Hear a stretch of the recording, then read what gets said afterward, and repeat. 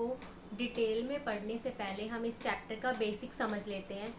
इस चैप्टर में बेसिक में हम यही जानेंगे कि आप ऐसे पहचानोगे कि मेटल कौन सा है और नॉन मेटल कौन सा है, तो हम इसको किस तरह से डिफ्रेंशिएट कर सकते हैं। जैसे आप सब जानते हैं, हम स्टार्टिंग से जो इसकी प्रॉपर्टीज़ है वो पढ़ते हुए आ रहे हैं। मेटल जो है मैलिएबल होता है, डक्टाइल होता है, आप सोनोरस भी होता है। कभी भी देखना आपके पास में कोई मेटल है, उसको आप नीचे की तरफ से डालते हो, डालने के बाद में आपको जो है एक साउंड आती है, तो सोनोरस भी होगा। लेकिन नॉन मेटल है वो नॉन सोनोरस होता है। तो हम जो ये कुछ प्रॉपर्टीज़ हैं हम ये मेटल के पहले पढ़ चुके हैं, इनका डिफ्रेंशिएट कर चुके हैं। अब हम इसके बारे में जानेंगे कि जो मेटल है, मेटल और नॉन मेटल अगर आपको मिल जाए तो आप किस तरह से, किस बिहाफ पर उसको पहचान पाओगे। तो अभी देखो, हमने इसकी सारी फिजिकल प्रॉपर्टी पढ़ी है।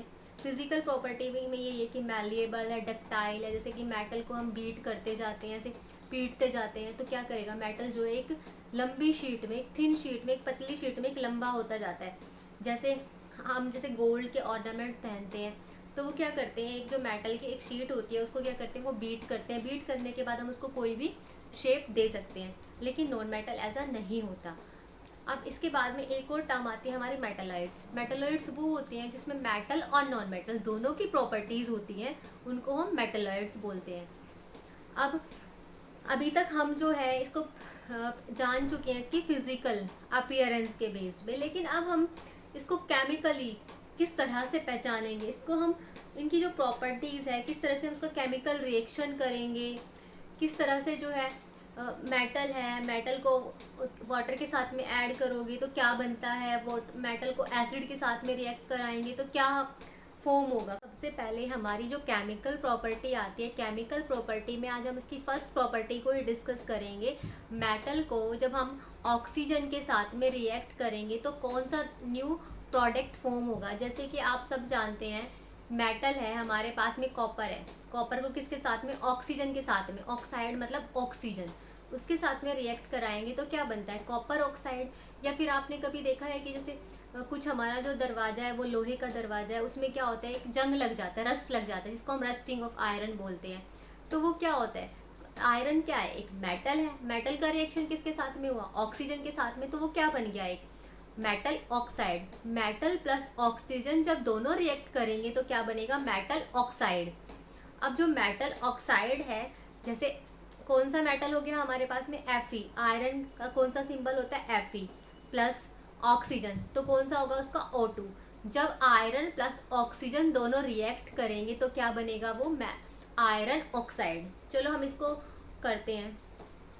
अब इसमें देखिए, हमारी जो केमिकल प्रॉपर्टी है, सबसे पहले जो हमारी मेटल की केमिकल प्रॉपर्टी है वो है मेटल रिएक्ट्स विद ऑक्सीजन। अब हम जो मेटल है, मेटल को रिएक्ट कराएंगे ऑक्सीजन के साथ में।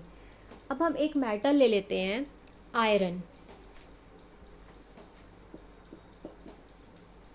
आयरन जो है एक मेटल है, मेटल को हमने किसके साथ में रिएक्ट कराना है, ऑक्सीजन के साथ में। प्लस में क्या हो गया, ऑक्सीजन।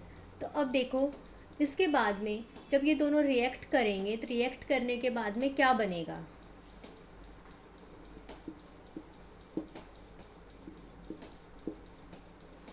ये बन गया Fe2O3, ये बन गया आयरन ऑक्साइड। अब इसको हम बैलेंस भी कर सकते हैं इक्वेशन को। यहाँ पर कितने आयरन है, 2, तो हमने यहाँ क्या लगा दिया, 2। अब यहाँ पर कितने ऑक्सीजन है, 2 है, और वहाँ पर कितने हैं, 3। तो हम यहाँ पे, मैं अगर यहाँ ये लगा दूँ 3, 3 2 जा 6, और मैं यहाँ पर कितने लगा दूँ, 2, 2 3 जा 6। ऑक्सीजन तो बैलेंस हो गए लेकिन आयरन नहीं हुआ। आयरन में कितने हो गए, 2 2 जा 4, तो मैं आयरन की जगह क्या लगा सकती हूँ, 4।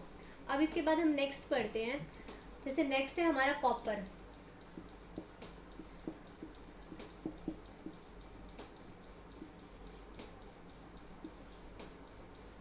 अब इसको हम क्या लिख सकते हैं, कॉपर को ऑक्सीजन के साथ में रिएक्ट कराएंगे तो कॉपर ऑक्साइड बन जाता है। तो ये जो है रिएक्शंस हैं मेटल की ऑक्सीजन के साथ में, ये फर्स्ट प्रॉपर्टी है केमिकल प्रॉपर्टी।